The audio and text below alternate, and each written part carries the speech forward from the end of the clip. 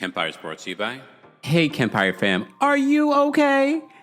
This Friday, September 19th at 6:30 p.m. Eastern, 3:30 p.m. PST, I'm going live with my faves at Butter Skin to spill the glow. I'm breaking down my real routine and the products I actually use, and so much more. We're talking quick, simple switches that make a huge difference, tips for glowing skin, and exclusive deals and giveaways you can only get during the live. Be sure to tune in and follow at Butter Skin everywhere so you don't miss it. And get ready to upgrade your routine and level up your glow with me, TheKempire. Let's get it, and I'll see you then. You're listening to Kempire here on the Kempire Radio Network. Welcome back to the Kempire channel, your number one source for pop culture news and music, entertainment, reality TV, and so much more. As always, be sure to like this video, subscribe to the channel, and hit that notification so you never miss out on breaking news when we go live or when we upload. And don't forget, you can hear our live recaps and special episodes and bonus episodes and our paid podcast subscription, the Kempire Podcast, but also Club Kempire. Be sure to check that out. More information will be available anywhere you get your podcasts. And don't forget to give us a 5-star review on Apple Podcasts and on Spotify. Shout out to everyone watching from around the country and around the world. We have a lot to get into this afternoon. First of all, I want to say shout out to everyone watching from Chicago, those of you watching from San Diego, Philly, City of Angels, what's going on? Thank you so much. Hey, breakfast at Tiffany's, y'all. What's going on? Everyone's on their lunch. I just had a quick little meal because, here... I just went to Pilates, so then there's that. Rancho Cucamonga is in the building. What's going on, Christopher? What's going on? Shout out to the replay crew as well. Alma's watching from Sweden. What's going on? Liz is watching from Kenya. Candace is watching from Texas.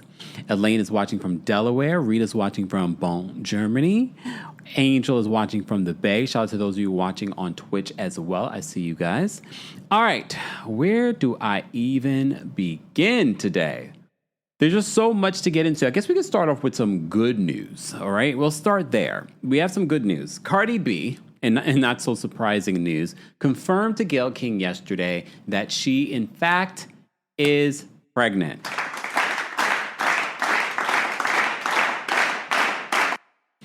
I know we've speculated for weeks, but we have been waiting for her to confirm at one particular point after she won her court case. You remember that, right? And everyone thought she looked pregnant then in the way she was walking and the way that she was being held up. Everyone was like, oh, she is definitely pregnant. But then once she won her civil lawsuit, she revealed a new song called Bodega Baddie, or Baddies. And it looked like she was wearing something over her belly. So a lot of people thought that she was faking it. But then some of you that have been pregnant before and are women were like, no, she is definitely pregnant. Okay. And well, during her Gayle King interview, sidebar, Gayle King kept on asking her, do you think that you are the drama? Or do you think that you're the drama? She asked that question so many times. I was like, she just said, I don't think so. And the name of her album is, Am I the Drama? I will give this to Cardi. And maybe she felt like she had a lot to prove for a variety of reasons because she hasn't put out a follow-up to her successful debut album in years. But also, people were probably doubting her with the fact that she's pregnant. Like, how are you going to, people have been waiting on this album for so long. How are you going to promote this project? She's proven all of us wrong because she's been out there with all kinds of unique ways of promoting this project. She's been on the train. She's been on the streets. She's been doing pop-ups. She just announced her tour. I saw the tour dates and I said, oh, she might be pregnant. Well, yesterday she confirmed that she, in fact, is pregnant. And the father is Stefon Diggs. Let me play for you what she said in her interview. Start right away with, because the rumors on the streets be talking. Mm-hmm.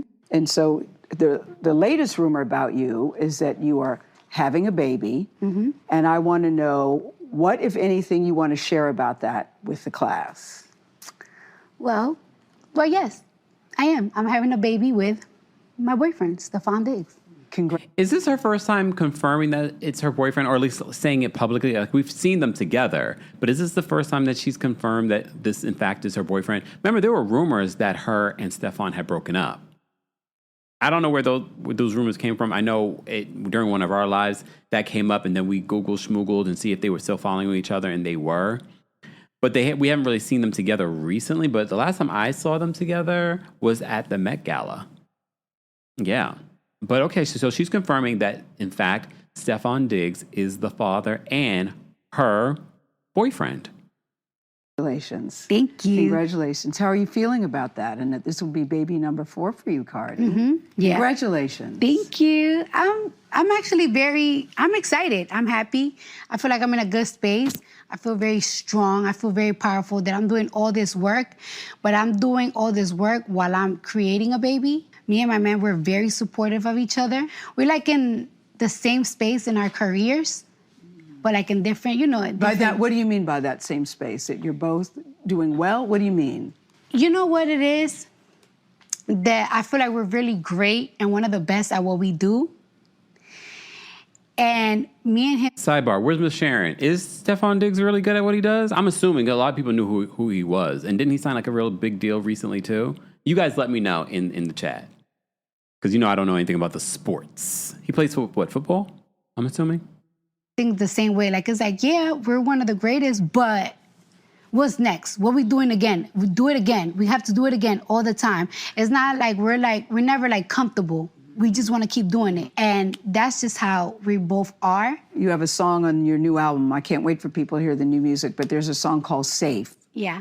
Is he somebody that makes you feel safe? Very safe. It both.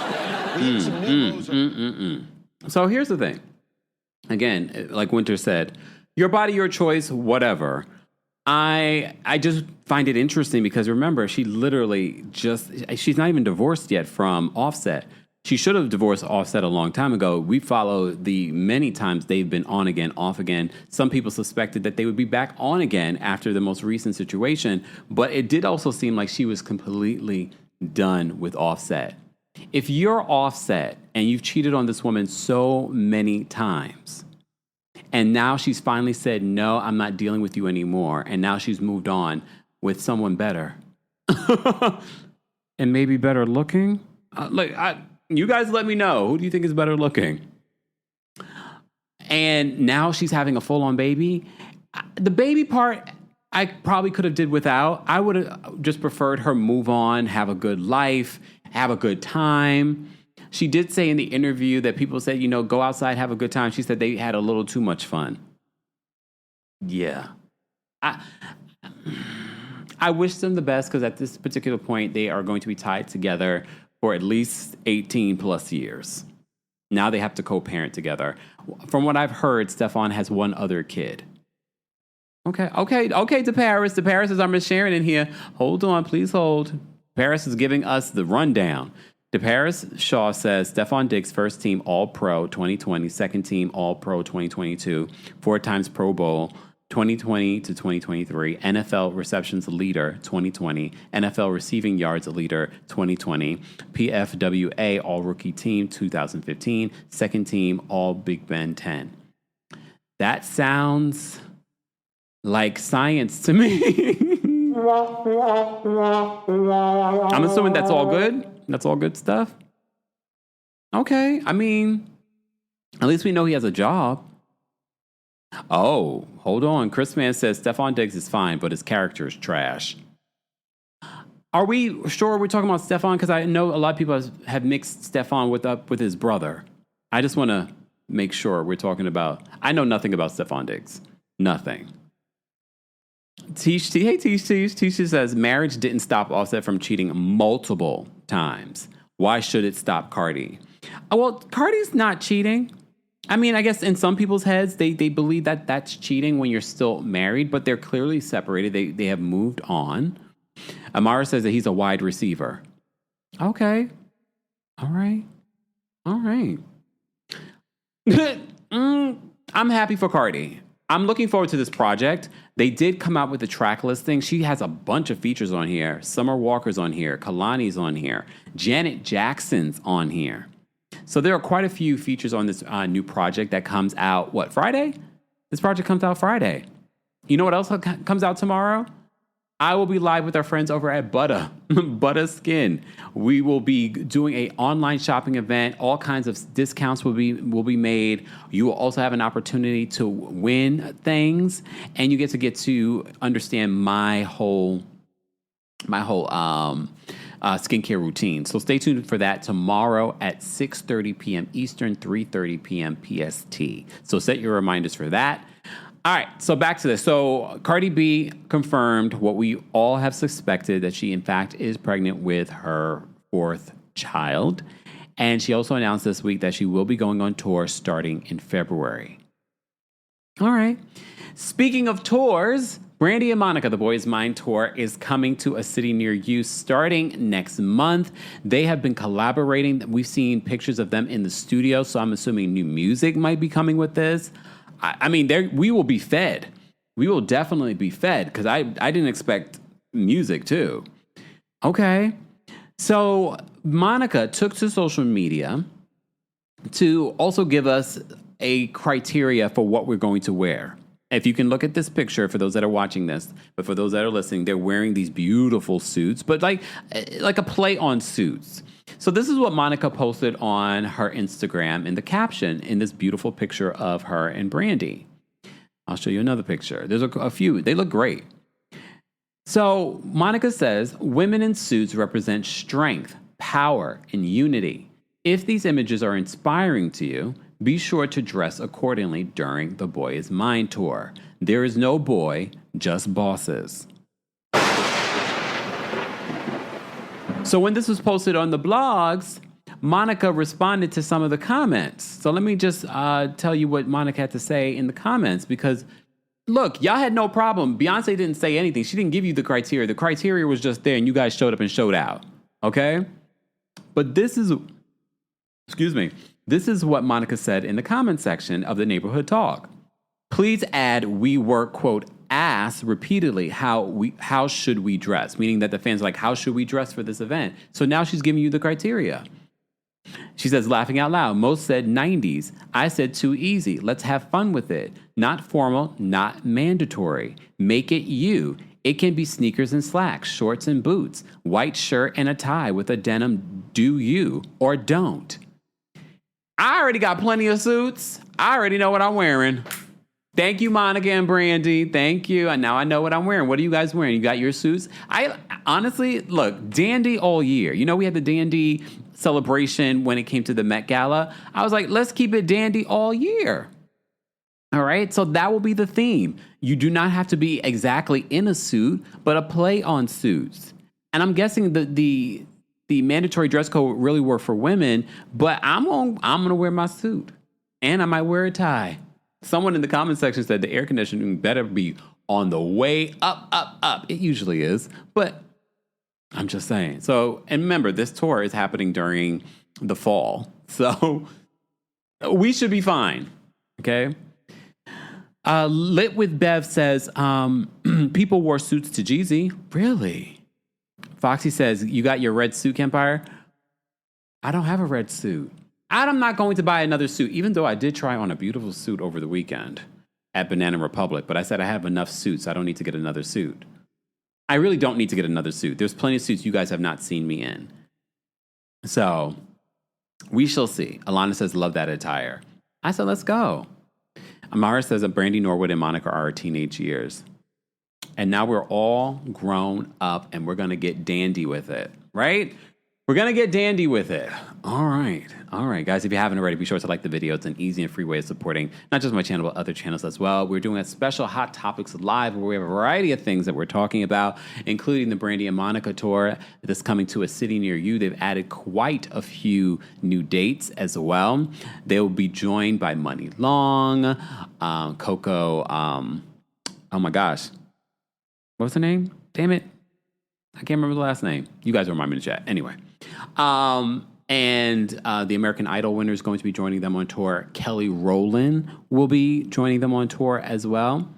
So some people speculated that Coco Jones, thank you so much, Lady Trucker.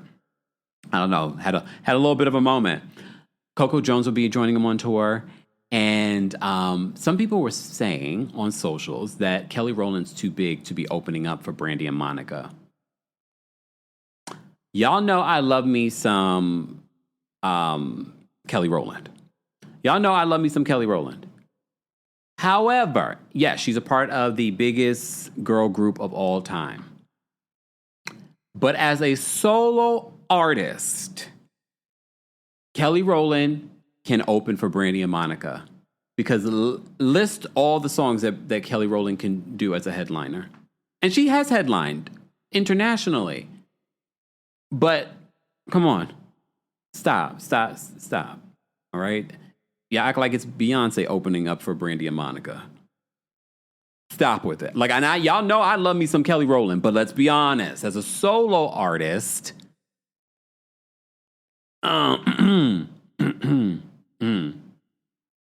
Stop the cap, okay? Stop the cap. See, Moyo says, I politely disagree. Her catalog is small. As a solo artist, we know she's a legend and an icon as a part of Destiny's Child, and we love Kelly Rowland, beautiful Kelly Rowland. However, no. And honestly, opening up for Brandy and Monica, it's not even just about opening up for Brandy and Monica. It's about a sisterhood of what they're doing on this tour. There's no egos. I'm glad that she was like, yeah, I'll do it. Because she could have that ego, but she doesn't. She doesn't. Oh, No the Queen. Come on, No the Queen. No the Queen says Kelly Rowland is too big overseas. She is, and she headlines overseas. She says, but in these states, she is where she belongs. Love Kelly. We all love Kelly. But also, there's nothing wrong with her opening. She's still, if you look at the sizing of the fonts, she's like the one right under Brandy and Monica. We love us some Kelly Rowland. But just because we love you, we're going to tell you the truth. And I'm going to be there singing the Kelly Rowland stuff too. Come on now. I can't even think of a song right now. Look. Oh. It's all right. That part. Takesha says Brandy and Monica walked so that they could run. Come on. People have been waiting on this Brandy and Monica tour for a very long time, and we finally got it. Yeah, Angel, it says motivation or Kelly or bops. Yeah, come on. Oh, I know I want to bump like this. Look. There's plenty of good songs from Kelly Rowland, okay? But she's right where she belongs, okay? Right where she belongs. We love her. Come on. I'm happy for all of them. Even Coco Jones. This is awesome. Okay, April says, get your motivation. I know. I gotta get up to date on all the Kelly songs. I like Kelly more as a dance artist, though. Kelly, though, I've heard from inside sources, she's always wanted to have a bigger R&B career. She's always wanted to do R&B music. But as you saw with her career, what really exploded for her was the dance music. Hence why I want her to do the Donna Summer biopic. I want her to do it. Okay? O'Shea says, don't do Commander like this. But again, O'Shea, you're watching internationally. A lot of people know her internationally. I love Kelly Rowland. Come on now. I hate the fact I have to keep justifying this. I love Kelly Rowland. But we got to be honest. Wow, he says, don't forget work, Kempire. Okay, all right. There are plenty of songs, all right? I wish Kelly really leaned into the dance stuff, though. I really wish she would have. Oh, exactly, Gene. This was a song I was singing. When Love Takes Over. Yeah, that song. Oh, when she gets to the dance music, even though this is going to be a large R&B audience, but she better do that dance music. All right? Kelly, we're going to co-create this together. Once the movie is ready for Donna Summer and you're playing the lead role, okay? You're going to come on my daytime talk show to promote it. And it'll be the first time that we've ever met in person, maybe. You never know. I might meet you at the concert. But the next time that we meet, me and you, Kelly, we're going to sit down for a conversation to talk about the movie. Okay? And why I think you should have pursued more of a heavier dance music career. All right. Let's move on. Exactly. Jules says, get your platform and shine. Get your bags, Kelly. I just saw that conversation in regards to Kelly opening up for Brandy and Monica, and I feel like I think that's okay. I think it's fine. I think it's going to be a beautiful moment. It's going to also bring, remember Brandy and Monica used to be really close. Okay, let's talk. Can we talk? Well, then there was apparently, allegedly, and Wendy Williams actually asked Kelly Rowland this years ago. Word on the street is that Brandy was insecure about Beyonce and was asking all things about Beyonce and says, like, you shouldn't let Beyonce do this. You know, you need to shine, blah, blah, blah. She was saying all this stuff about Beyonce, allegedly, which caused a rift in her friendship with Kelly Rowland. That was the word on the street. And when Kelly was asked about this during the Wendy Williams interview, Kelly was like a humana. Kelly did not say, no, that's not it. That never happened. She just kept saying, I love Brandy. I look up to Brandy. I love her tone. Kelly could not lie to us, and I love that about her. So it confirms. But now that they're coming together for this, I'm excited. And I'm thinking the reason why Kelly's going to be on this tour, because Kelly still works with Frank Gadsden, you know, who worked with Beyonce, but he also worked with Brandy in the early days. He still works with Brandy. I wish he would stop. Not because I don't want Brandy to win. I just don't. No, I don't think that's a good chemistry. But that's me, okay? I don't know if he's doing anything for this tour. But I'm not surprised that Kelly's on this tour because she still works with them, okay?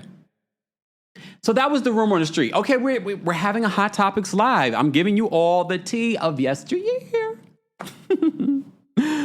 Goss the Boss says, I believe that about Brandy. There are old clips of Brandy and Kelly talking, and she was kind of talking down to her. Brandy was a bit of a brat. Happy to see the evolution. Yeah, we got to let people, you know, grow. And you never know. Don't be surprised now all of a sudden you're going to see Brandy and Kelly hanging out again. Those were two, they're born on the same day. They're both Aquariuses. Yeah. So there's definitely a weirdo connection. You know Aquarius is weirdo energy. Not in a bad way. Like, you guys are weird. Okay? You know, I like an Aquarius. Okay? Look, the Aquarius is just like the video. You'll be all right. Angel says Team Aquarius. See? Embrace your weirdo. Okay. Amanda says, did you hear about Chris Brown deactivating his IG? You know, look, us Tauruses can get in our feelings too. All right. I did see that people were talking about Travis Kelce's ex-girlfriend, you know, the black girl, you know, because he's really into black girls. He's not really into Taylor Swift, allegedly. And his ex-girlfriend was basically on stage with Chris Brown getting taken down, okay? And then he would say, y'all gonna stop with the colorist rage bait.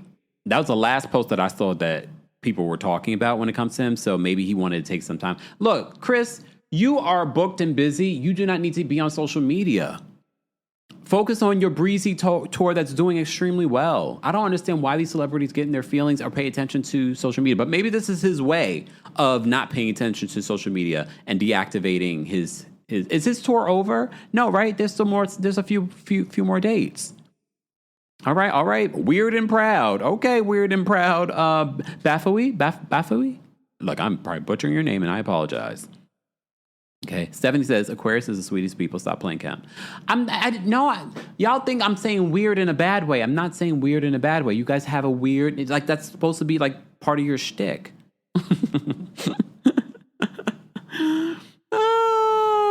Arjun says, Kemp, are you dragging? I'm not. One of my dearest friends, two of my dearest friends are Aquarius. Stop. All right. Noda Queen says, Chris needs therapy. He does. I mean, I hope he is in therapy. If not, damn. Okay. All right, guys, if you're just joining us, we're talking about some hot topics. We were just talking about, I don't know how we've digressed, but it's okay. It's still all relevant. Thank you guys for bringing the hot topics in the chat. Okay. All right. Where do I want to go next? I do want to mention this story. Please hold 1 second. Let me just, if I can bring this up really quickly. Okay, I wanted to talk about this story in regards to Trey Reed, okay? Because the family is saying that they want a separate autopsy because they've already closed this case. I don't know if you guys know about what happened at Delta State University where Trey's body was found. It was found in a way that they used to do to black people back in the day. I can't say certain things here on social media, okay? So according to this press outlet, they said that the family of Trey Reed is seeking independent autopsy following the Delta State University student's death on Monday when his body was found hanging in a tree on a campus. At a press event at the Living Faith Miracle Temple Church of God in Christ in Grenada late Tuesday afternoon, Vanessa J. Jones of the Jones Law Firm, who's representing the Reed family, told the media that the family is still waiting for answers. The family does not know exactly what happened on September the 15th of 2025, she said. We were seeking answers from Delta State University. We're seeking answers from the coroner's office. Delta State University staff discovered Reed's body hanging from a tree at 7:05 a.m. on Monday, September 15th, in the middle of the campus, where the 21-year-old had just begun attending college. Hours after his discovery, Delta State University Police Chief Mike Peeler said in a press conference that no foul play was currently suspected. The same day, two officials from the Bolivar County Coroner's Office said that Trey Reed had no other visible injuries that would indicate an attack prior to him being hung that way. It said Vanessa Jones criticized Delta State University and Bolivar County officials, telling Mississippi Free Press that both had left the Reed family completely in the dark after the discovery of Trey Reed's body, failing to properly communicate with them in their darkest moment. The media, the lawyer said, knew about Trey's death before the family did. That was one of the reasons for the urgency of this press conference, Jones continued, because the family is getting all of their information secondhand through the news. And a confusing incident occurred the morning of Trey's death, she said. The Grenada County Sheriff's Department arrived at Trey's family home at approximately 9:15 and informed the family that Trey was found dead in his dorm room, in his bed. Excuse me? They said not long after that, the family would learn that Trey had died in the center of the campus, hanging from a tree. The day after this story first published, Grenada County Sheriff's Department Chief Deputy Ricky Williamson told the Mississippi Free Press in an interview that neither he nor his investigator, Sonia Willis, specified where he had been found when they informed the family of Trey Reed's death on Monday. Grenada, his childhood home, is located roughly an hour east of Cleveland, where he was studying at Delta State University. That was never the words that were said when they were notified of his death. Absolutely not. The conversation was that me and my investigator went there to the grandparents of Trey Reed, had them sit down on the porch, and we told them that we had been sent to notify them that Trey Reed had been found deceased at Delta State University and that the DSU police chief was on the scene, Williams said on Wednesday afternoon. I said, I don't recall the exact wording, but they didn't believe that it had been done by anyone else, he continued. I handed them the note with the chief's name and phone number and asked, could we pray with them? We prayed, and as we were leaving, the grandmother asked, was he down on the floor? Was he by his bed? I said, ma'am, I do not know, and that's when we walked away. The family needs clarity on the moments leading up to Trey's death, Jones said. If this young man was on the campus of Delta State University with all these cameras, and all this modern technology from the moment he left his dorm room or entered the campus, there should be surveillance of all of his actions, Jones said. That's what we want. Bring the surveillance, bring the cameras so that we know exactly what happened. And make sure all of that is being secured right now. Jones did not allege that Reed's death had been violent, but demanded a full and independent investigation. We're not here to point fingers yet. But we will have the answers. The possible constitutional violations of releasing Trey's name to the media immediately after it happened, we'll get to that. But for now, the family's asking for answers. Speaking at the same press event, Pastor Jerry Reed, Trey's uncle, told the media that his nephew had been a happy young man filled with purpose and excited for a new chapter at Delta State University. When I talked to him, he always told me that he had a plan for his life and many things he wanted. He wanted to go to college, Jerry Reed said. He wanted to be a truck driver because that's what I was for nearly 30 years, and that's what he wanted to be. Civil rights attorney Ben Crump will also join the Reed family in seeking a full and independent investigation of the death of Reed. Trey Reed was a young man full of promise and warmth, deeply loved and respected by all who knew him. Crump wrote in a media statement on Tuesday afternoon, his family and the campus community deserve a full independent investigation to uncover the truth about what happened. We cannot accept vague conclusions when so many questions remain. I stand with this family, and I will lead a team of civil rights leaders and organizations in pursuing transparency and answers for Trey's family. U.S. House of Representative Benny Thompson, a Mississippi Democrat whose district includes Bolivar and Grenada counties, called for a federal investigation into Reed's death by the U.S. Department of Justice and the Federal Bureau of Investigation. It is always a tragedy when a young life is cut short, Thomas said in a statement Tuesday afternoon. We must leave no stone unturned in the search for answers. While the details of this case are still emerging, we cannot ignore Mississippi's painful history of lynching and racial violence against African Americans. My deepest condolences and prayers are with Trey's family during this difficult time. Trey Reed's death set off alarms across social media, with countless concerned observers fearing Reed's death was intentional. We cannot ignore a painful echo of the many lynchings of black men in Mississippi's past. One persistent rumor falsely asserted that Trey's limbs had been broken, rendering an unaliving impossible. Monday afternoon, the Mississippi Free Press spoke to Bolivar County Deputy Coroner Murray Rourke, who said he assisted his colleague, Deputy Coroner Dwayne Proctor, in the examination of Reed's body. Rourke insisted that he had seen no evidence of broken limbs on Reed's body. Later, Bolivar County Coroner Rudolph Seals elaborated, confirming that examiners found no evidence of an assault on the body of the deceased. Based on the preliminary examination, we can confirm that the deceased did not suffer any lacerations, contusions, compound fractures, broken bones, or injuries consistent with an assault, Seals said. At this time, there's no evidence to suggest the individual was physically attacked before his death. Hours after Reed's death, police 100 miles south in Vicksburg, Mississippi, found the body of a homeless white man, also hanging from a tree in a wooded area, sparking rumors of connection between the two deaths on social media. Vicksburg police said that they have no indication that the two deaths are related, but the investigation is also ongoing. All right. At Tuesday's press conference, Vanessa Jones alleged that the university leadership had yet to even call the Reed family, contradicting statements from the DSU president, Dr. Dan Ennis. They said that they're there for the family, but they haven't even contacted the family. This is what we call a false narrative, Jones said on September 16th. The president of Delta State University has not taken 30 seconds and called Trey's family. That's interesting.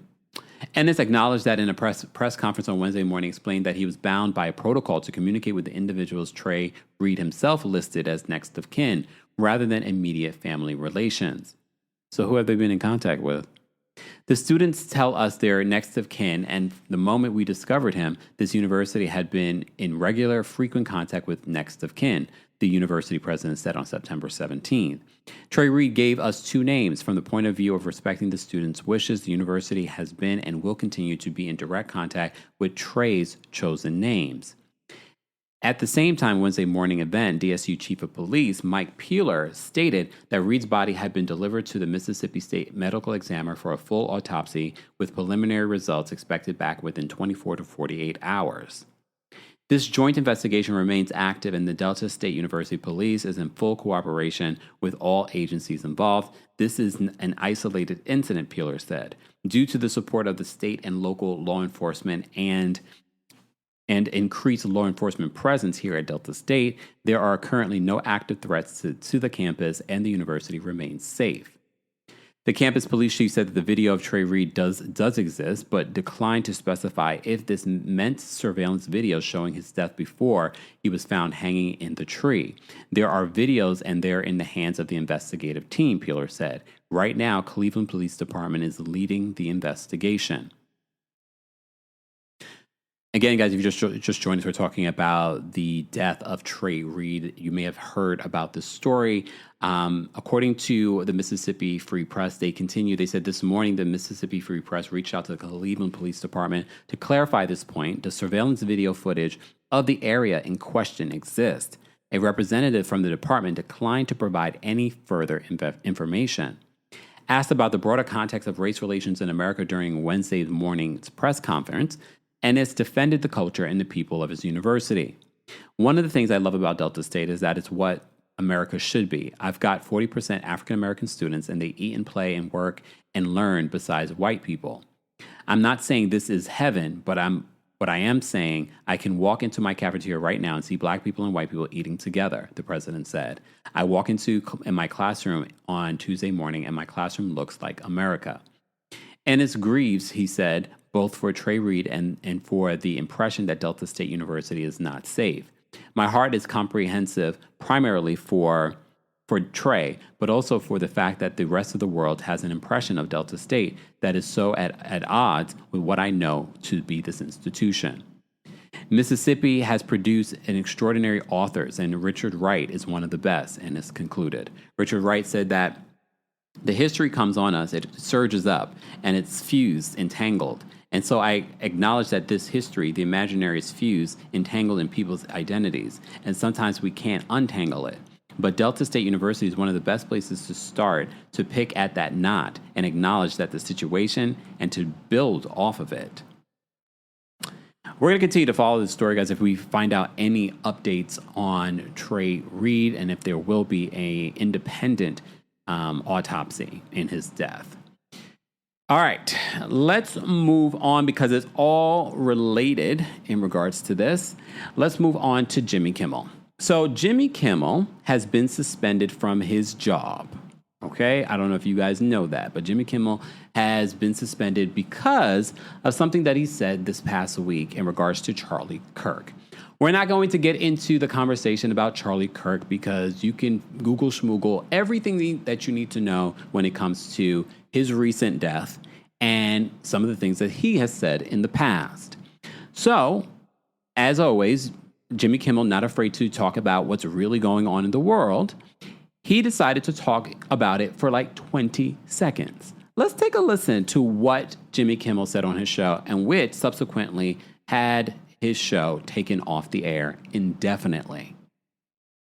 We hit some new lows over the weekend with the MAGA gang desperately trying to characterize this kid who murdered Charlie Kirk as anything other than one of them and doing everything they can to score political points from it. In between the finger pointing, there was grieving. On Friday, the White House flew the flags at half-staff, which got some criticism. But on a human level, you can see how hard the president is taking this. My condolences on the loss of your friend Charlie Kirk. May I ask, sir, personally, how are you holding up over the last day and a half, sir? I think very good. And by the way, right there, you see all the trucks? They've just started construction of the new ballroom for the White House, which is something they've been... Pause. Did he not... I can't even fathom, like, no empathy at all. Not the amount of empathy that we've been seeing from some celebrities that are, hey, Jamie Lee Curtis. Okay. All right. Look, please understand when we talk about this topic, in no way are we condoning the violence that's been happening, the political violence that's been happening on both sides of the aisle.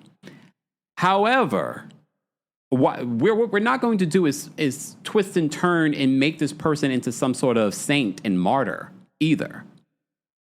But you see the amount of empathy who is on that political side of that world.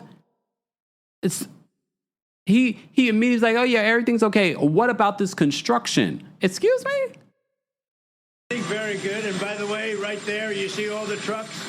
They've just started construction of the new ballroom for the White House, which is something they've been trying to get, as you know, for about 150 years. And it's going to be a beauty. Yes.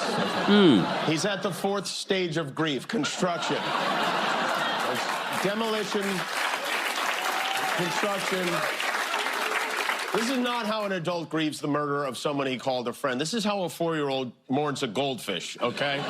Exactly. So that joke, mind you, that wasn't a disrespectful joke about Charlie Kirk. He was pointing out his thoughts and opinions on the narrative that's been spun when it comes to everything that's played out since Charlie Kirk's death. I just want to send something to myself because I have another thing that I want to share with you in regards to this. So we'll go through that in a second. So and there's a bigger story to understand here. Actually, I want to play audio from Mona, a journalist. You know, we've cited her during our Diddy trial. I want to play something that she said because she really explains this probably far better so that we have a better understanding on how TV works. Okay, let me actually play from here just because it's going to be easier if I play it from my phone. I apologize in advance if you can't hear it clearly, but let me, please hold on a second. Yes. Okay, let me just play what she said. So this is, hold on, pause. This is Mona Kosar Abdi. She works for Extra. We've cited her before. So she explains to you what's happening over there at ABC and how TV works. So I'm going to play this for you. I'm going to speed it up just a tad because of timing here. And as I'm doing that, guys, don't forget to like the video. It's an easy, free way of supporting our channel. All right, so let me play this for you. And the Jimmy Kimmel situation, you need to understand how television works, particularly local television. In your hometown, you probably have an ABC station. Oh, wait, hold on. I want to slow it down because it's still too fast. Please hold. Let me do this. Station, CBS station, Fox station. Now, unless you live in big cities like New York, Los Angeles, Chicago, these stations are affiliate stations. That means they're owned by a company that's not ABC, NBC, CBS, etc., but either a company that owns 2 or 3 stations or by a station group, like Sinclair Broadcasting, Tegna, Nexstar. Then there are what's called O&Os, which are owned and operated stations. For example, the ABC station in New York. Nexstar is important to note because people are saying that Nexstar is the reason why Jimmy Kimmel has been suspended. Remember, Stephen Colbert's show was taken off the air despite ratings. CBS said that it was for financial reasons. Yeah, right. CBS's parent company, Paramount, wanted this merger with another company to be approved by the Trump administration. Hence why you see Stephen Colbert has been taken off the, well, he will be taken off the air after this season.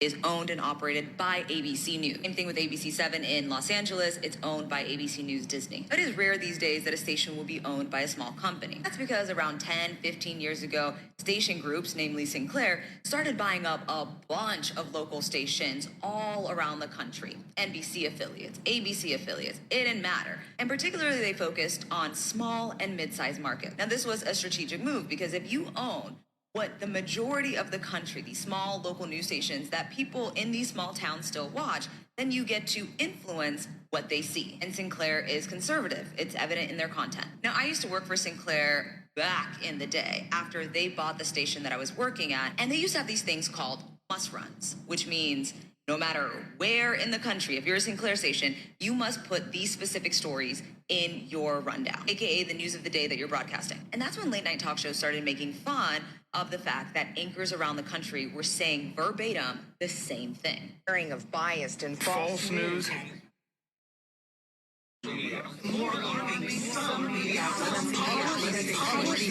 Now, this is important because affiliates make a deal with the network that they will broadcast their programming in their market and in exchange for example, content. So like ABC News will give ABC affiliates access to their video, and affiliates will give ABC News access to their video. So it's a matter of sharing the resources. So what happened with Jimmy Kimmel is 2 of the nation's biggest broadcast groups, Nexstar and Sinclair, basically told ABC, we're not gonna show Jimmy Kimmel in our markets, and they got a bunch of markets, if you don't rectify the situation. And I should mention that right now, currently, Nexstar is trying to buy one of the other big station groups, Tegna, which owns stations in Dallas and Atlanta, which now are getting into top 10 big city markets. So you see, in a time where viewership is declining, ABC can't really afford to piss off 2 of the big broadcast groups. Now, if that deal goes through, that means Nexstar will own 265 stations in 44 states and DC, which also Sinclair has a station in DC, the ABC station. That represents 80% of US households. Right now, Nexstar owns 32. 80%. So this is why you have to be very particular on what you're viewing and what is being fed to you. 80%. And Nexstar wants this deal to go through.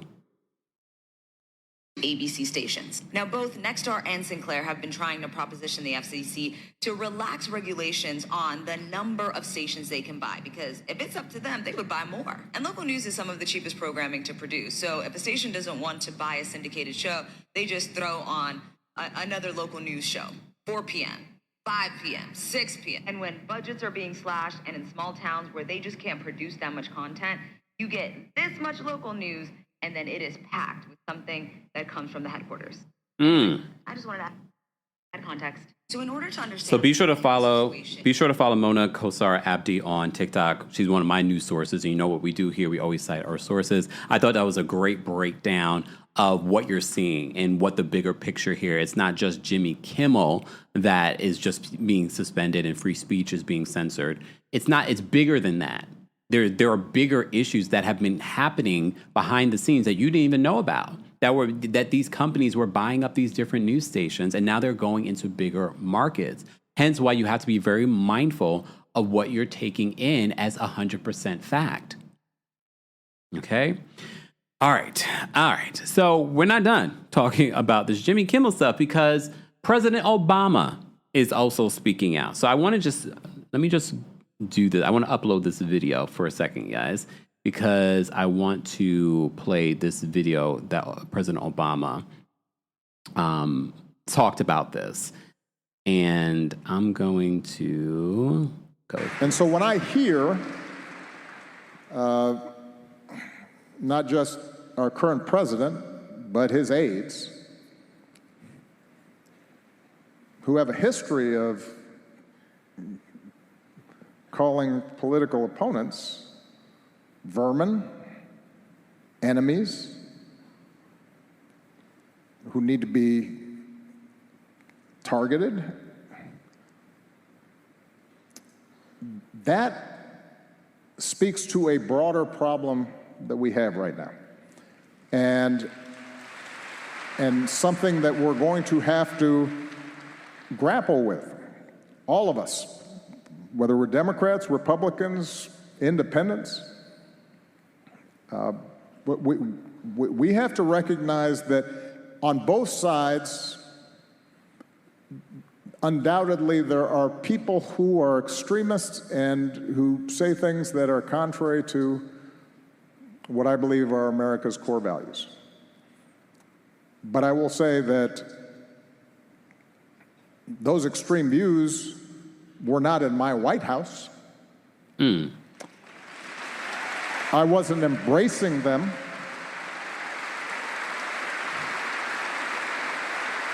I wasn't empowering them. I wasn't putting the weight of the United States government behind extremist views. And that is when we have the weight of the United States government behind extremist views, we've got a problem. And so your original question is, are we at an inflection point?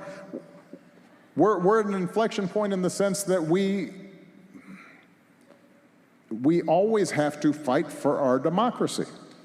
And we have to fight for those values that have made this country the envy of the world. And I often say democracy is not self-executing. It depends on us as citizens, regardless of our political affiliations, to stand up for certain core values, because otherwise we may not have them. We may not have them. I think we've gotten so comfortable with having these rights that we have allowed all of this to play out the way that it's played out. So in regards to Jimmy Kimmel, former President Barack Obama had to say this on his social media. He says, after years of complaining about cancel culture, the current administration has taken it to a new and dangerous level by routinely threatening regulatory action against media companies unless they muzzle or fire reporters and commentators it doesn't like.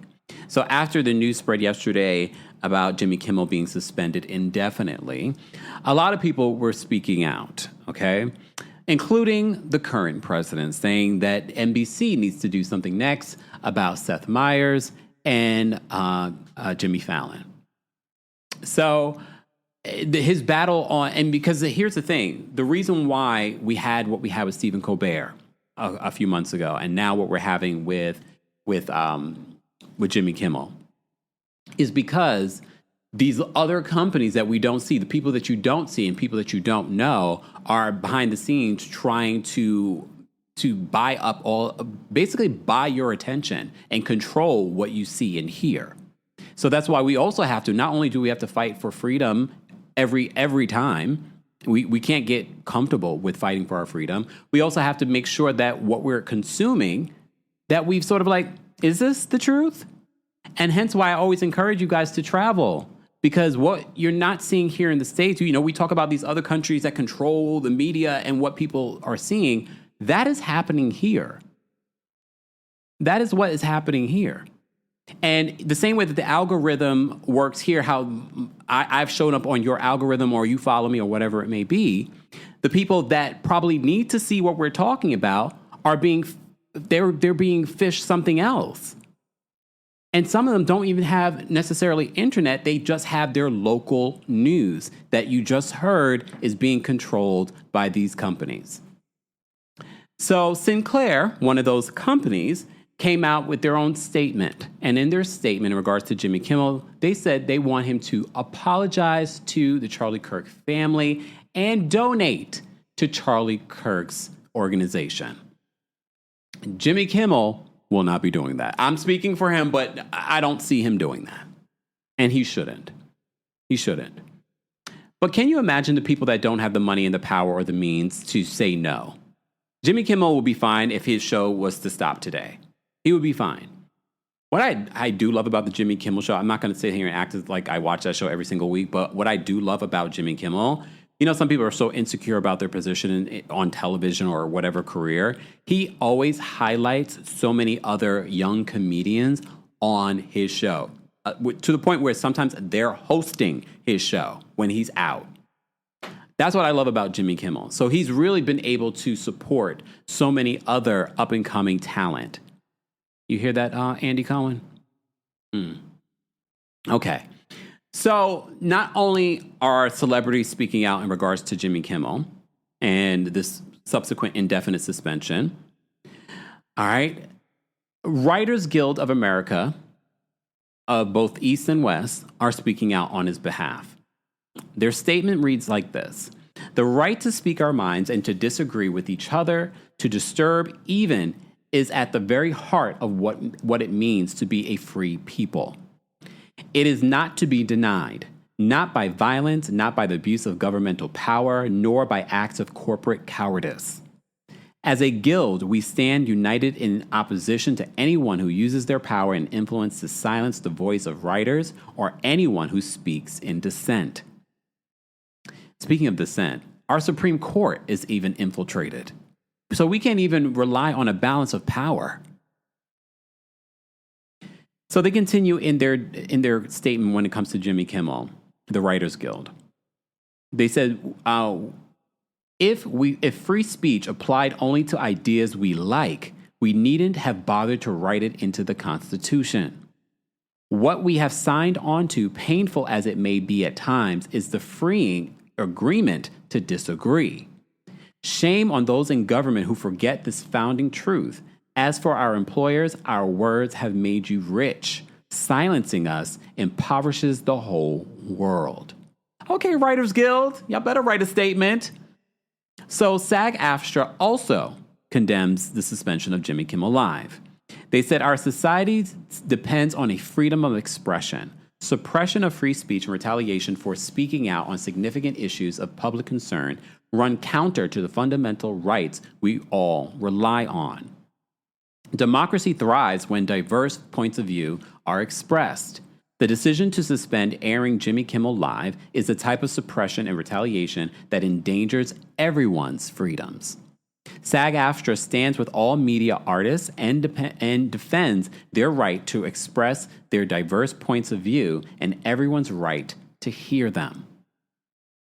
So keep tagging and hitting up Disney and ABC, Paramount, and CBS about your concerns about what they're doing behind the scenes. And also just be very mindful of what you're taking in and understand that, is this being filtered to you for whatever purpose or reason? There was something else that I saw, but I don't have it in front of me, so I won't talk about it now. But yeah, we're going to continue, guys. You're just joining us. We're giving you a Hot Topics Live that ranges from politics, free speech, to reality television, even pop culture and music. You know, this is just a sample of what you can get here on the channel. So make sure you are subscribed and your notifications are on. And don't forget, you can also hear our live recaps and special episodes on the Kempire podcast. Okay? And while you're there, don't forget to give us a 5-star review on Apple Podcasts and on Spotify. Okay, so we're going to close out today's live by something a little bit lighter. I know we got a little heavy. We're going to get a little bit lighter. There's no new episode of The Real Housewives of Miami this week, but we did get the reunion fashions. And as always, we're going to talk about them. And I always want to hear what you guys, how you guys would rate them. But let me first bring up Bravo's. I want to just bring up like who did what behind the scenes, because you know we love to celebrate everyone that does the work behind the scenes. So let me just pull that up. And shout out to our friends over at OMFG Reality TV. They're the ones who told us the season finale for Real Housewives of Miami will air next Thursday. So there will not be a new episode tonight, which I'm okay with. I need a little bit of a break, but here we are still talking about them this week. All right, so let me pull this up. Let me see if I can find it. Where is it? Oh, here it is. Thank you, Bravo, but nothing. All right, continue to my destination. There we go. So this is what Bravo had to say in regards to the Real Housewives of Miami reunion looks. They said the cast of the Real Housewives of Miami Season 7 is not afraid to be bold, so it's only fair that the Season 7 reunion looks reflect that. During their sit-down with host Andy Cohen in New York City on August 8th, Gertie, Lisa, Julia, Alexia, Larsa, Stephanie, Kiki, Adriana, and Marisol looked absolutely electric in their colorful, embellished gowns full of sparkles and texture that channeled the ocean and the Miami sunshine. Some women also channeled their inner Miami mermaid. Why didn't they just do something inspired by Spain? I'm actually surprised. But anyway, so Miami mermaid like Gertie, Lisa, and Larsa. For others, like Julia, her look served as a metaphor for her own life and time during Real Housewives of Miami Season 7. Overall, they looked absolutely beautiful with their fashion, which featured some stunning details that included feathered sleeves, colorful sequins, hand beading, long trains, and sky-high slits. The women weren't just channeling mermaid vibes with their dresses, but their glam too. The mojito holders looked gorgeous, rocking a range of beauty looks that included long waves, smoky eyes, and some seriously bright lips. All right, so let's start. I guess we'll start with Gertie, because this is how I guess they're doing it in alphabetical order. Yeah, I think that's what they're doing. So let's start with Gertie. So this was Gertie's look. Okay, gorgeous. Neon green. I think the body is body. Look at the arms, okay? The hair, like she looks like a statue. When I first saw this, I was like, it feels like I saw this outfit before from her. So I wasn't incredibly like wowed. And I wanted to be wowed, but I wasn't. But I think she looks gorgeous. The body is bodying. I love the color on her. The hair, I mean, like the bald head is bald heading, okay? I think this is a gorgeous look. Especially because she's given us so many iconic looks for her reunions, I didn't love this look. But if you guys had to rate Gertie's look from 1 to 10, how would you rate it? I still think it's solid. I still think she looks gorgeous. I mean, her fashions this season have not been my favorite either, though. But her reunion looks have been some of my favorites from Miami. And I still love this color. I don't think she looks terrible, because we got a couple people that look terrible, y'all. So I'm going to give her an 8, which is a great score. I think I expected more. But I think she still looks beautiful. Beautiful. Bald head or long hair, Gertie looks beautiful. How would you guys rate Gertie's look? This neon green look. She's showing her midriff for those that are listening to the podcast. She looks like a statue. Maybe the statue of Miami. Okay? Gorgeous. The skin is skinning. Beautiful. Beautiful, beautiful, beautiful. All right. If you guys had to rate Gertie's look for the Real Housewives of Miami reunion season 7, let me just tell you what she's wearing. Her dress is custom designed by herself. Excuse me? It's a custom design by Gertie. Shoes are Christian Louboutin, makeup artist Darlene Baltazar at Plush Beauty, and jewelry is Swarovski. Well, see, this is where Gertie went wrong. I had said, because I know Chanel. Well, I'll go on Chanel. Chanel, she's styled people like Lisa Milan. She styled Nene. She styled Kenya Moore. She styled so many people. Remember she was the lead stylist for the last reunion of Real Housewives of Potomac? So I thought, because they've worked together before, Gertie and Chanel. So I thought maybe she would style her for this. I think she should have. But okay. It's not bad, though. Come on. Let's not be dramatic, because we got bad to go through. Okay? We do have bad to go through. All right. Kiki Barth. I told you guys Kiki blocked me. I only know because someone that knows her relayed the message to me. I guess she wanted me to know that she blocked me. She said, I used to be her favorite blogger, but not anymore because I've been hard on her. Girl.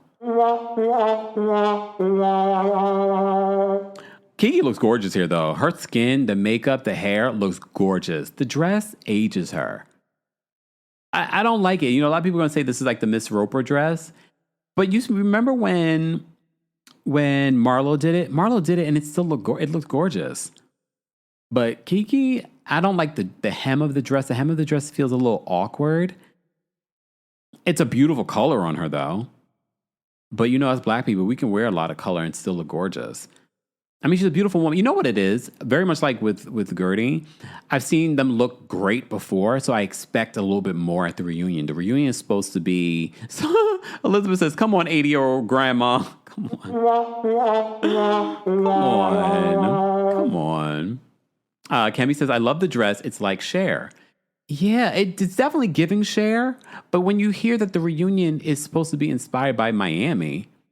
The color is inspired, but the dress is not giving Miami chic or like fun in the sun. And we've seen her look so amazing during the season. I just expected a little bit more. Fifi says she ain't Marlo. Okay, fine. Singer says, I don't like the color. You don't like the color? Actually, that's probably my favorite part of this. I like the color. She's beautiful, though. I mean, Kiki could wear a garbage bag and be beautiful. How would you guys rate Kiki's look from 1 to 10? I'm going to give it... I'm going to give it a 6. Nikki gave it a 6 as well. Angel said it's not flattering.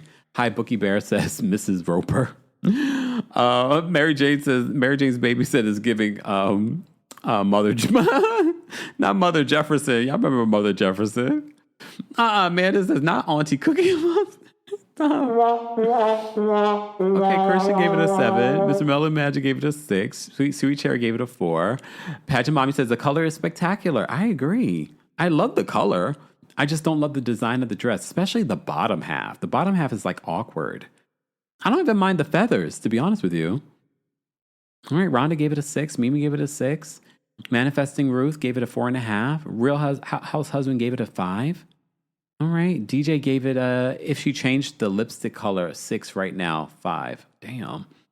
I don't even mind the lipstick color. I think her makeup looks great, but that's me. Everyone's entitled to their opinion. Essie gave it a 5. Winter gave it a 5. All right. Pageant Mommy said the dress is cute, but not for the reunion. Exactly. Like if she wore this during the season, I wouldn't think anything of it. But at the reunion, our standards are high. Felicia says giving Motown. Stop. In the name of love. Miss Sharon gave it a 5. Angie gave it a 6. Okay. All right. Oh, yeah. Let me drop the call link for those that want to call in and share their thoughts on anything that we talked about. We'll take some quick callers today. Live chat. Once we get to 500 likes, I'll drop the call link for you guys. But if you're a member of the channel, I'm going to drop it on the community tab. Keep liking the video, again, because it's an easy and free way of supporting not just my channel, but other channels as well. Don't forget, tomorrow I'll be live on Butterskin's website and their Instagram. And also we'll be live here on our YouTube as well for our special online shopping event. I'll be talking about my skincare routine. We'll also be doing giveaways. So it's going to be a fun time. Tomorrow at 6:30 p.m. Eastern, 3:30 p.m. PST. Set your reminders. If you're part of the Discord, I've already sent an event reminder there. All right, so let me drop the call-in link for those that want to call in for a quick... I'm giving you guys a minute, maybe, depending. If we have a long line, then no. I'm giving everyone 30 seconds, okay? All right. Let me move on. So, how will you rate Kiki's? Okay, Sassy gave it a 6. All right. Let me see what they're saying for our next person. Adriana Demora.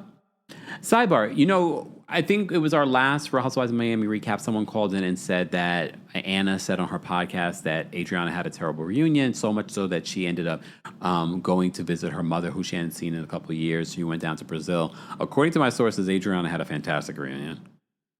I don't know where Anna got that piece of information, but I guess we'll have to wait and see how the reunion plays out. I also didn't suspect that Adriana would have a terrible reunion. She really shouldn't be the one in the hot seat, but you just never know. You just never know. So Adriana's look. Okay, Adriana. I love this color on her. This is a 6-year-old woman. She looks amazing. Okay? Body is snatched. I love this color. This color definitely gives Real Housewives of Miami. Okay? Oh, wait. Let me just tell you, because we love to... Let me go back. Let me just talk about Kiki's look. Her dress is by Bronx and Banco. Shoes are by Area. Makeup is by Letitia Chansey. Hairstylist is Janelle Sealy-Smith. And jewelry is by Verstulo. Okay? And she says, I was channeling classic Cher, 70s glam, feathered sleeves, long sleek hair. I wanted to float into the reunion like a disco-era goddess with a modern twist. That's what she told the Daily Dish. What did Gertie say about her look? Let me tell you what Gertie said about her look. Gertie said... She says that she wanted to give a Miami mermaid vibe with this neon green look. It's like the liquid water fabric, so it looks like I've got out of the water at South Beach. No parasites in this body. I know, that's okay. Okay, I get it now. No parasites in this body. Okay, all right. Gertie. All right, Adriana's look, though. And be sure to let me know in the chat, guys, how you would rate Adriana's look from 1 to 10. Adriana says, I'm going for a mermaid that just got a Miami makeover. Okay. The dress is by Millie. Shoes are by Steve McQueen. Jewelry is by Tiffany's. Stylist is Carol Phillips. Shout out to Miguel, Carol. I know Carol. I met Carol at the last BravoCon. Hey, Carol. Makeup artist Priscilla. Hairstylist Julius. So Carol's the one who's gotten Adriana. Like, if you love Adriana's confessionals and stuff like that, that's all Carol. Okay? Carol, you did it, girl. I love this look. I'm giving this look a 9. I really like this look. I love the color. I love her hair and makeup. I love it. I think this is a good look, in my opinion. How would you guys rate it? Olympia gave it a 10. Miss Melon Magic gave it a 7.5. Danny gave it a 9. Hey, Danny. Yamola gave Adriana 8.5. Niece gave it Adriana 8.5. All right. All right. Okay. So that was Adriana's look. Let's see who's up next. Lisa Hochstein. Let's see what Lisa got going on here, y'all. Okay, Lisa. Lisa says this. She says, it's giving Miami Siren. Okay. The gown reminds me of the ocean here with the blue tones and the golden coral and the seashell details. It felt like the perfect way to carry a little bit of Miami magic onto the stage and hopefully make a few waves while I was at it. I can see that. The dress is by Cleo Pepiat. Shoes are by Prada. Jewelry is Lviv. Makeup artist Maggie Strunk. Hairstylist Diana Dodick. And Sonata K. Sisa or Seca. So how would you guys rate this look? I just feel like it's safe. Nothing special. I will forget this very much like I usually forget her reunion looks. I mean, I could see the little starfish and things like that on the dress. Sarah says it's so basic. But that's usually Lisa. I'm not impressed. It's not a bad dress. She doesn't look terrible. But at the same time, I'm like, very in line with what Lisa normally does. But you can't do basic. I'm going to have to give her a 5. Okay, the shoes match the embroidery, someone said in the chat. D gave it a 9. Boogie Bear gave it a 6. The tatas is sitting, someone just said. Thailand says classy pinup model. That's what it's definitely given, but she always gives that. Nothing different. Nothing different. Melly gave it a 5. Singer gave it a 5. Valentina gave it a 7.5. Gino said very meh. Nikki said safe 6. Amanda gave it a 7. Winter gave it not a 2. Winter, damn, it ain't that bad. Casey gave it a 9. All right. Liz says not a 5.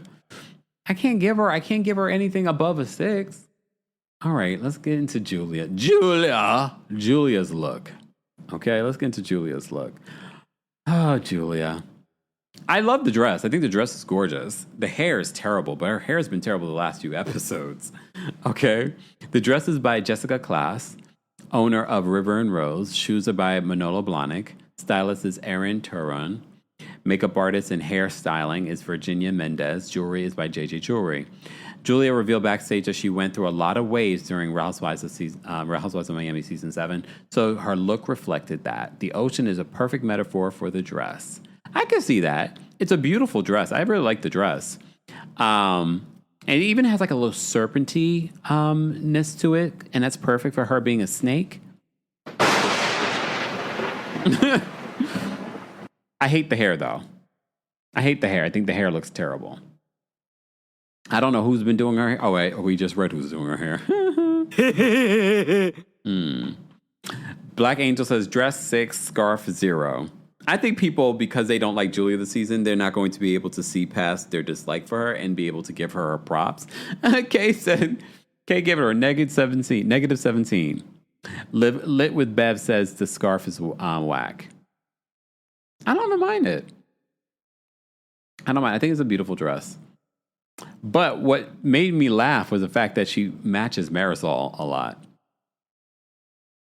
Her and Marisol match a lot. But let's look at Alexia's look.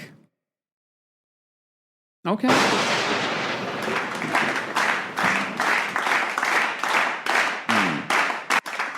Alexia's wearing this yellow and the breasts are sitting. The face is snatched. I think Alexia may have gotten some work, guys. I saw a video of her and I was like, oh no, this is not even Facetune. It looks like Alexia may have gotten a little work. And it's some good work. Okay? This yellow dress is gorgeous on her. She looks amazing. The dress is by Alex Perry. Shoes are by Renee Covilla. Makeup artist is Katie Nova. Hairstylist is Stephanie Proziat. Jewelry is by JJ Jewelry.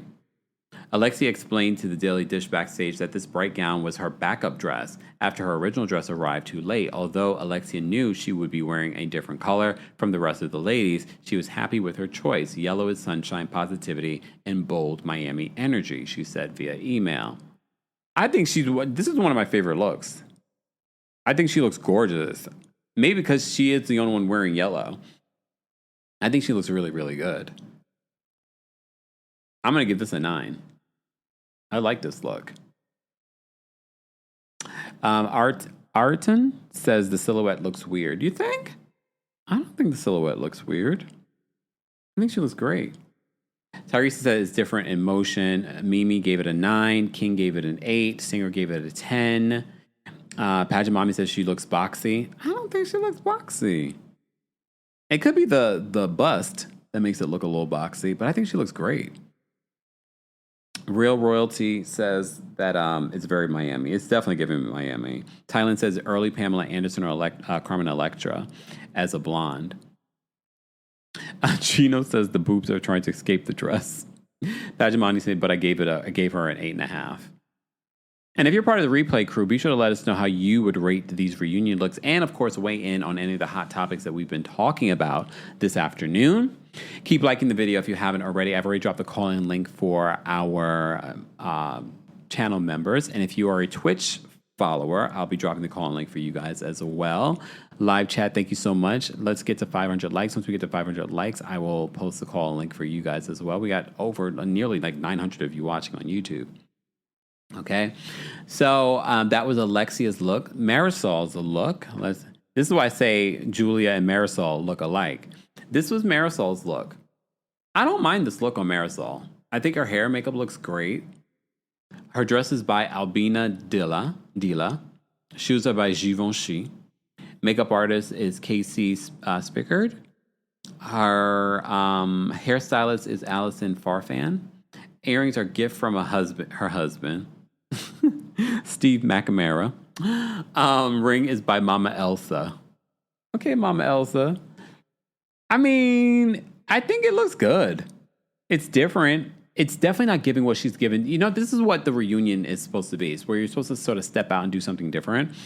And during the season, she definitely gives like of her age during the season and quirky. This feels like she came out to play for the reunion. I think this is decent. How would I rate it though, from 1 to 10? I'm gonna give it a 7.5. I'm gonna give it a 7. I don't love it, but I don't hate it either. I don't hate it. And it's different. It's different in comparison. I don't know if it's giving Miami though. So she said, for the reunion, I wanted to channel a sea goddess, a little sea nymph, something ethereal and powerful, Marisol said in an email. She said, I chose Albina Dilla's dress with Givenchy heels, and of course, I wore my Mama Elsa rings to carry her with me. Okay. All right. Fine. Look fine. This has to be my least favorite look of all of the looks. Well, one of them. Larsa Pippen. Larsa, first of all, I found how much this dress it really is, which I don't care. You could wear a cheap dress to the reunion and still be the best dress. Apparently, this dress is like $150 something. Apparently. Yeah, $150 something. Mind you, she's wearing more on her arm than she is in the dress. But this dress, for me, it looks cheap. It looks all over the place. For the most part, Larsa usually gives me a look. When she does the reunion, I felt like this felt lazy, in my opinion. It felt really, really lazy. Let me see if I can... so this dress is $175. It actually looks better on the mannequin. Maybe it looks cheap because of who's wearing it. Damn. I didn't mean it like that, but you guys, you get what I'm saying. It's $175. Lucida Serena gown. Okay. They said the dress is by Jessica Barra. Shoes are Candy. Stylist is Laura Rudovic. Makeup artist, Sofia Vallejos. Hairstylist, Olivia Haplin. Jewelry is Pristine Jewelers. She says, my look is very iridescent, mermaidy, she told the Daily Dish. Okay. Dee says she looks mad regular. For me, it's like my least favorite look. My initial reaction was like, really, Larsa? This is what you decided? If she had wore this during the season, I wouldn't have thought anything of it. Again, I wouldn't have thought anything of it. But it's like, okay. How would you guys rate it? It's my least favorite look. So who did I give a 5? I'm going to give this a 4. But I said, like, when I see it on the mannequin, it doesn't look bad. But on Larsa, it looks cheap. Paula gave it a 4. Desi gave it a 2. Mr. Melon Magic gave it a 1. Okay, Pageant Mommy said this is a going to dinner look at best. Right? Roxy says it's giving Fashion Nova, Kempire. Maybe times are hard. Does a new man not have money? Oh, damn. Nikki says, I'm rating this a hell no. Have kids, they said, gave it a -0. Damn, you guys are harsh. You guys are harsh. All right. Just when I said this might be my least favorite look, no, I think we have my least favorite look. Let me bring up Stephanie. Stephanie's hair and makeup looks great. I actually like her hair and makeup. I still don't think by the end of the season she deserves to sit next to Andy Cohen because that's a big thing to the Housewives. Based off what she gave during season, I don't think that she needed to sit next to Andy. But fine. She's the newbie. She has the money and the private jet. They want to make her feel special. Okay? Don't get too used to it, girl. Stephanie is wearing a neon green. And it's like a suit, but she has like a bikini under it with like a shorts bottom with tassels coming from the top of the suit. I mean, again, not for a reunion, maybe for an event that they're having on the show. Rhonda said, "What is this mess?" Patrick Mommy gave it a 3. She said, "This is just a no." It's giving seaweed on Twitch. Call Me Carmi says, "That's what it's definitely giving, seaweed." The dress is by Rami Kadi. Shoes are by Aquazara. Makeup artist is Roberto Espinosa. Hairstylist Cesar Salazar. Jewelry is it's Hermes. Oh, okay. I don't like this look. Again, if this was like an event they were having, fine. The end says fringe, shorts, and a blazer. The hell? That's everything that's in Stephanie's look. Let me see what she had to say about this look. So apparently, Stephanie did not hold back when it came to choosing her look for her first Housewives of Miami reunion. She says, "This look weighs 25 pounds. Damn. She said it consists of neon green matching shorts and a bra embroidered with sequins, featuring a cropped blazer and embellished with sequins, crystals, and 3D glass beads with a fringed edging. It's a unique piece, all handmade and hand embroidered in their ateliers in Beirut. It took thousands of hours of work to create and produce this one-of-one piece." I wonder if they heard what you said about Persians during the season, but okay.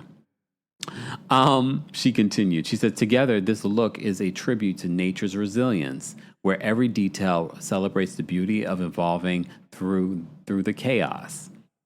Okay, poetic. T says, "Boo, tomato, tomato."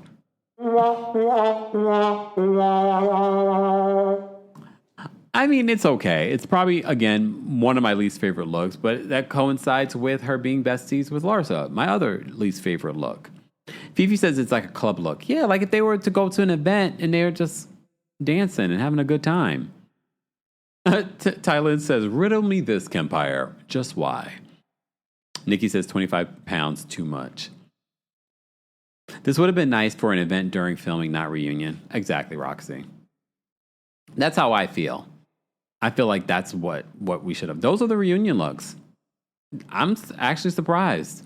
Marquis, thank you so much for the super chat. Marquis says, "Hey, Kempire, I love you to death. I have to ask you, though, is there any specific reason why you didn't cover the Idaho 4 case or Charlie Kirk?" Well, that's not usually some of the things that we cover, to be honest with you. Every once in a while, if we do a Hot Topics live, we'll talk about it and we'll get into it. But yeah, no particular reason. I can't cover everything. I am not CNN, unfortunately. They have a team where they can cover like every single news story, but I can't. But we kind of covered the Charlie Kirk of it all. There you go. Stephanie, thank you so much for the super chat. Stephanie says, "You're the best." Thank you, Stephanie. I appreciate it. Thank you guys so much for the super chats. And don't forget, you can support the channel just by liking today's video. Let me see. Did we get any calls? We do have a line of people backstage that want to weigh in. So you can weigh in on anything that we talked about during the live. Okay? Anything else, keep it to yourself. That rhymes. All right. There will be a timer, though. Please keep in mind the opinions of the callers do not represent the opinions of myself, TheKempire LLC, or our sponsors, and they agree not to be derogatory or used for profanity. And if they do, they will be forever banned from the channel. And everything that they say is alleged. Okay? All right. Taurus with the T is backstage. We're going to bring her up first. Taurus with the T, what did you want to share? Hi, Kim. Can you hear me? Yes. Can you hear me? Yes. I just want to say thank you so much for covering the story about Jimmy Kimmel. I was at home yesterday watching the news and reading all of those different articles that were really trying to disparage him. So I really thank you for sharing your perspective, because yours is one to me that matters, because we share the same sentiments. And then, Stephanie, girl, for you to have a PJ and for you to be stealing all of this older man's money, you sure do not dress like it. She looks terrible. I hate it. I hate it. And for Larsa, girl, for all of those feet videos and feet pics that you are sending that correctional officer in that jail over in Minnesota, you are not making enough money. This dress is getting cheap. She looks like a cheap Instagram boutique model. I hate it. But I love Gertie's look. I love Lisa's look. And I also do really like Adriana's look. But that's it. Okay. All right. Thank you so much for calling in, Taurus with the T. All right. Let me bring up Pageant Mommy next. Pageant Mommy, what did you want to share? Hi, Kempire. I can hear you. Can you hear me? Yes. So you were fantastic on Friday. You were giving my love, you've lost weight. You were serving up my love. So proud of you, and Brooke. So proud of you. Thank you. In terms of these looks, so, I mean, Adriana is, she was my top as a 9. I mean, none of them, she looks beautiful. She was giving fresh face, beautiful, the color, beautiful. The shoes, no, those are shoes. Oh, no, that's why she didn't get a 10 from me. I want to say that Marisol Albina is actually one of my daughter's designers for her pageants. Ooh. And we love them. I mean, she could have gone with something more wild, but she looks age appropriate. She looks fine. I gave her an 8. Stephanie was an absolute no. I mean, take off the tassels, perhaps go for drinks, but she has totally gone so far from, her conservative look. Like I just was, this just does not align, and it's just not, it's a real big no. And Larsa and Gertie, I mean, both of their looks look cheap. I know we like Gertie this season, and if y'all don't like Larsa, but they, the looks are giving, inexpensive, which is okay.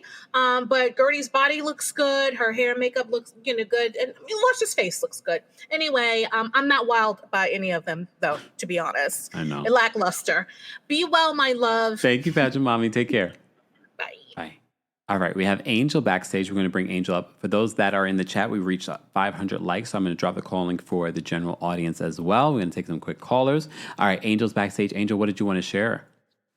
Hey, Kempire. Considering that all the reunion looks are pretty bad, I'm going to give the top 3 to Alexia, Gertie, and then Adriana in that order.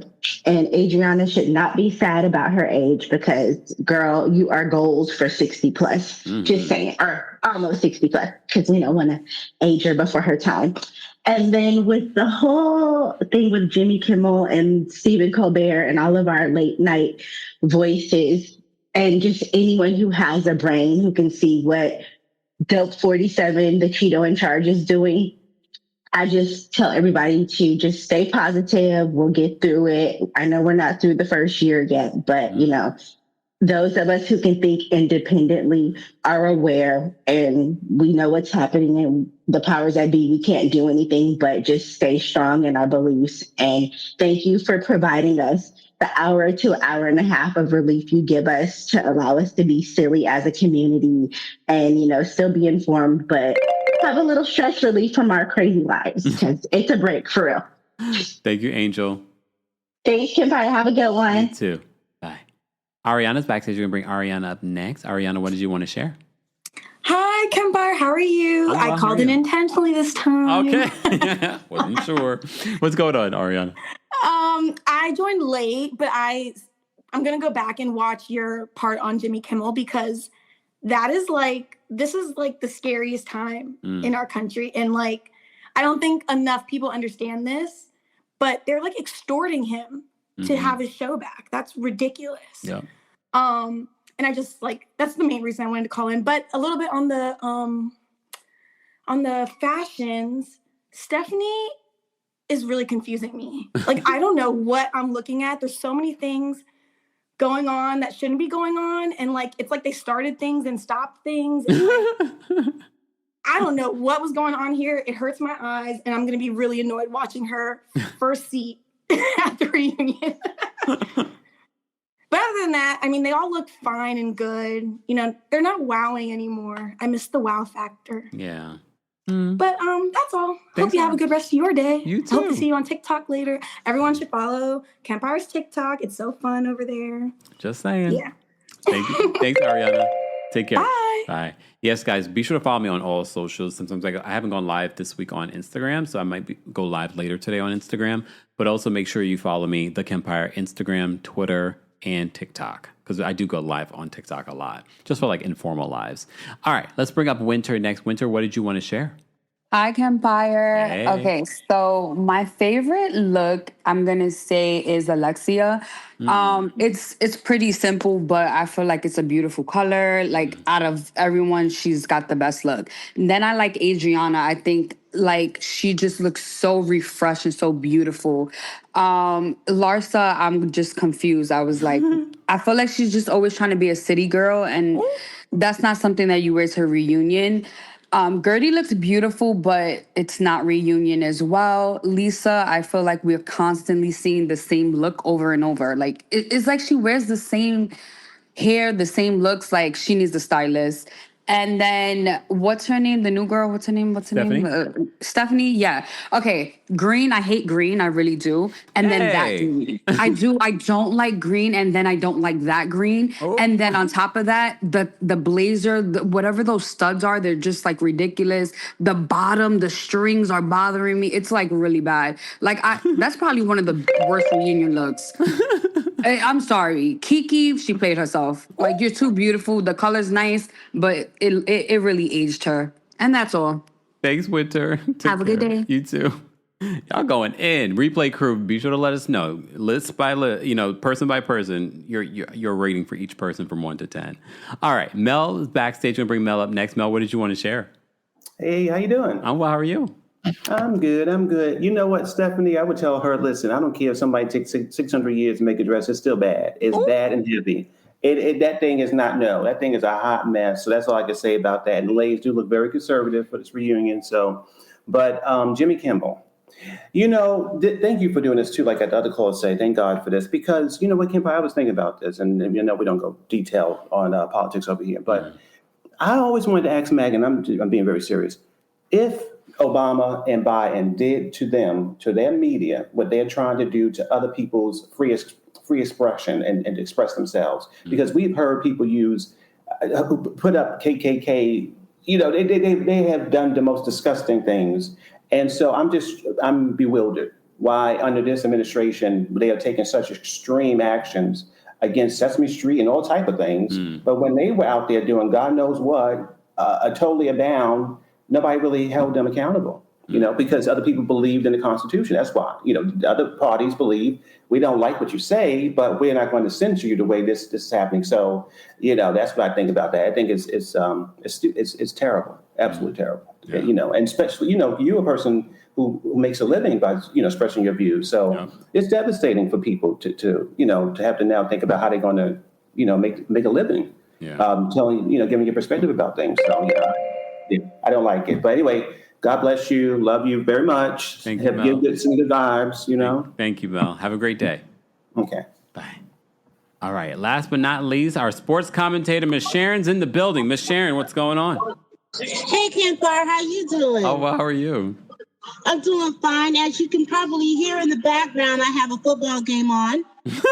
Always. Who's playing? Yes. I'm sorry I've been missing you, but the sport's been sportsing, man. The sports have been sports, so you've been busy. I've been busy watching football game after football game, baseball after baseball. I mean, I really got it going on. It's a question. What are your thoughts on Stephon Diggs as a player? Stephon Diggs. Who is he? Cardi's B Baby's Fourval. I don't know what team he's on. Does he play basketball? I think he plays football. Am I wrong, y'all? I don't know. I thought you might know. I'm not a basketball fan. Oh. I love football, and It's football. I like He plays football. He plays football? Mm-hmm. Is he a wide receiver? Because when I saw him, he didn't look that big. So he can maybe play a defensive end, or either he's a wide receiver. I know most of my wide receivers. He plays for the Patriots. Oh, I don't watch them. Oh, damn. No, that's one of the teams that I don't keep up with. Now, I keep up with like the Bears, the Chiefs, Dallas Cowboys. Poor Dallas.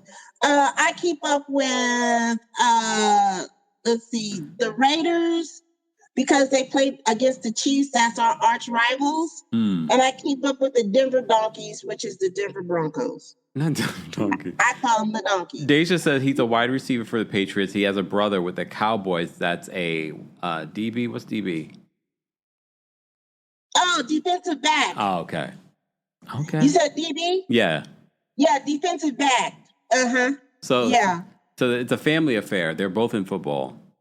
Yeah. Now that's just like let's see. Well, Shadur and Shiloh, but you heard about Shiloh, right? He got kicked off Miami.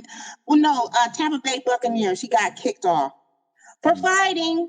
Oh, not fighting. Yeah. Well, somebody swung on him, so he swung back and he got caught, and they kicked him off the team, and plus they gave him a $4,000 fine.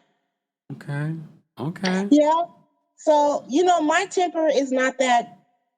I got a bad temper, so I think I would have swung too. Okay, Michelle, did you want to weigh in on any of the things that we talked about this afternoon? Well, yes, I have one comment, and you know what? I'm really surprised at your Kempire, but I'm very proud of you, though. Oh. I'm surprised, but I'm so proud of you that you shed light on Jimmy Kimmel's being taken off the air. When I read it, I thought, oh, this was a hoax, because I got it on my news break, and I thought, this is a hoax. People probably want him off, but I didn't really believe it. But then I started hearing more about it, and he was taken off the show, and that's very frightening. Yeah. This just shows what our country is moving towards. They're trying to silence our voices and threatened us and think that we're not educated to know that this is not lawful what they're doing. So, Kempire, I applaud you for letting the people know. And I just want to tell everybody, turn your TV off and listen to independent news. Bye, Kempire. Thanks for sharing. Perfect timing. All right. We got our sports update, and we got Miss Sharon to weigh in on some of the things that we talked about this afternoon. After this, guys, I'll try and do some timestamps for you guys. That way, for those that are watching the replay, it'll be easier for you to watch. But I appreciate all of you, nearly over 1,000 of you watching on multiple platforms for our afternoon Hot Topics Live. We do this all the time, not every single day or every single week, but we cover a variety of different topics here on the channel, not just Housewives, not just reality television. We talk about music, entertainment. We even talk about politics every once in a blue as well. Guys, as always, be sure to like the video if you haven't already. Thank you to our King's Guards. Thank you to our channel members. Become a member today at TheKempire.com/join. And of course, thank you to our subscribers. We appreciate you as well. And Replay crew, we appreciate you as well. Let's continue this conversation in the comments section. And I will see you guys tomorrow, 6:30 p.m. Eastern, 3:30 p.m. PST with Butter Skin on their socials. And we'll be streaming live on YouTube as well. Our collaboration in regards to selling some of the content that they make over there at Butter, so you guys can also get a better idea as to my routine, but there'll also be giveaways and all kinds of sales as well, okay? So make sure you are following for those details tomorrow, all right? I'll see you guys later. Have a great rest of your afternoon. Bye, y'all. Thanks for tuning in to Kempire here on the Kempire Radio Network. Don't forget to give us 5 stars on Apple Podcasts and on Spotify. And for more information on the podcast, head on over to KempireRadio.com.